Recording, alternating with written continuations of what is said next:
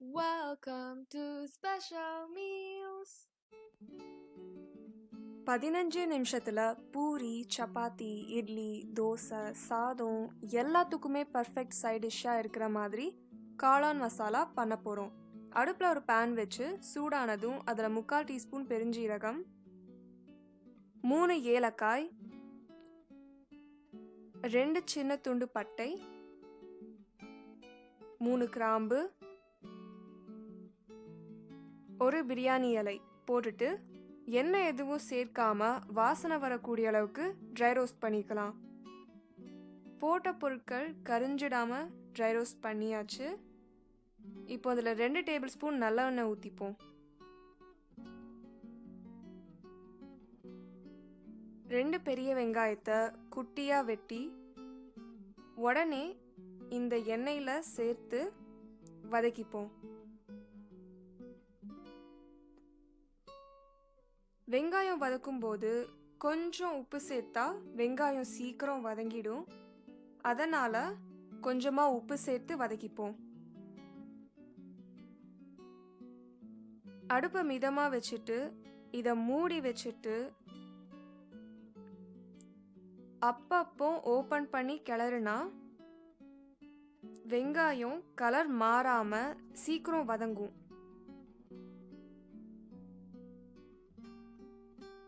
வெங்காயத்தை கலர் மாறாம வதக்கியாச்சு.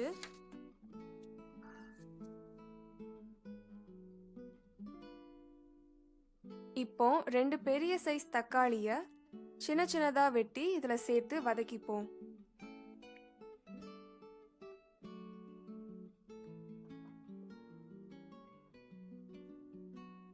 லைட்டா வதங்கினதும் இதை மூடி வச்சுட்டு அப்பப்போ ஓப்பன் பண்ணி கிளறி விட்டு வதக்கிப்போம்.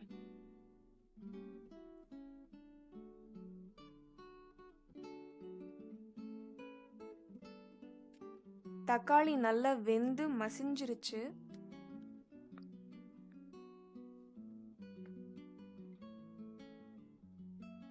இப்போ இதுல 1/2 டேபிள் ஸ்பூன் மிளகாய் தூள், 1 டேபிள் ஸ்பூன் கொத்தமல்லி தூள்,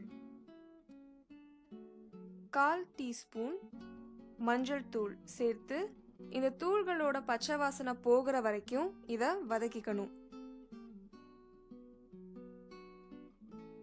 இப்போ இதில் 1/2 டீஸ்பூன் கரம் மசாலா சேர்த்து அதையும் லைட்டாக வதக்கிப்போம். நல்லா வதக்கியாச்சு.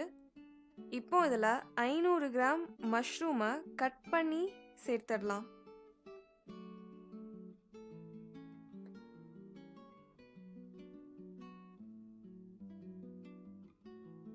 தேவையான அளவு உப்பு ஆட் பண்ணிக்கலாம்.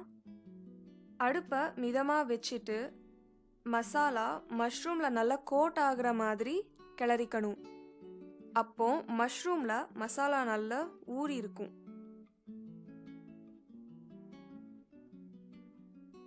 ரெண்டு நிமிஷம் வதக்கினதும் 1/2 டேபிள் ஸ்பூன் கடலை மாவில் 200 மில்லி லிட்டர் அதாவது 1 கப் தண்ணி சேர்த்து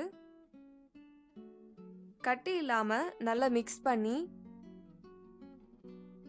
இதில் சேர்த்து கொதிக்க விடலாம்.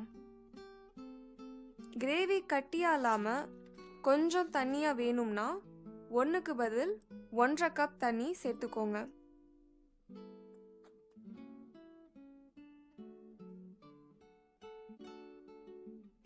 மிக்ஸ் பண்ணிட்டு இது 2 நிமிஷத்துக்கு மூடி வச்சிடலாம்.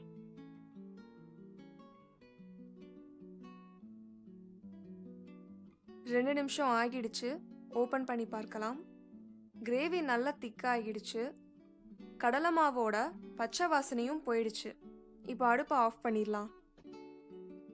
இப்போ ஃப்ரெஷ்ஷாக பவுடர் பண்ணின 1 டேபிள் ஸ்பூன் நல்ல மிளகுத்தூள்,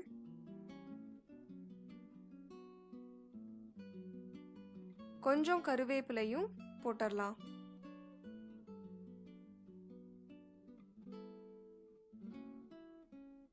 கடைசியாக நல்லா இடிச்ச பூண்டு 1 டீஸ்பூன் சேர்த்து மிக்ஸ் பண்ணிட்டு மூடி வச்சுட்டோம்னா கிரேவியில் இருக்கிற சூட்லையே பூண்டு வெந்துடும். கம கமன்னு பெப்பர் பூண்டு வாசனையோட நம்ம காளான் கிரேவி ரெடி ஆகிடுச்சு. இந்த வீடியோ உங்களுக்கு பிடிச்சிருந்தா ஸ்பெஷல் மீல்ஸ்க்கு சப்ஸ்கிரைப் பண்ணுங்க. மறக்காம பெல் பட்டனையும் பிரஸ் பண்ணிடுங்க.